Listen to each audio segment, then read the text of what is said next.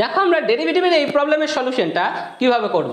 কি আছে প্রবলেমটা, এফ এক্স সমান এক্স মড এক্স হলে দেখাতে বলেছে এফ ড্যাশ এক্স সমান 2 মড এক্স।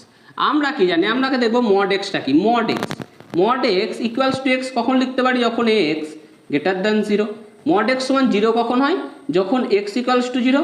আর মড এক্স সমান মাইনাস এক্স কখন হয়, যখন এক্স লেস দ্যান 0। এটা কি মড এক্সের প্রপার্টি, এই প্রপার্টিটা আমরা এখানে ব্যবহার করবো। তাহলে ইকুয়ালস টু কী হবে, এক্স ইন্টু এক্স কখন হবে, যখন এক্স গ্রেটার দ্যান 0, তখন মড এক্স থেকে এক্স বেরিয়ে আসবে, এবং মড এক্স ইন্টু যখন এক্স লেস দ্যান 0 হবে, তখন মড এক্স থেকে কী বেরিয়ে আসবে, মাইনাস এক্স। তাহলে এফ এক্স সমান কী চলে এলো, এক্স স্কোয়ার আর মাইনাস এক্স স্কোয়ার।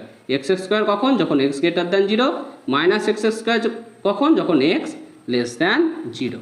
এটা আমাদের এফ এক্স চলে এলো। বা দেখো ডেরিভেটিভ করে দেবো, তাহলে এফ এক্স কী হয়ে যাবে, এফ ড্যাশ এক্স।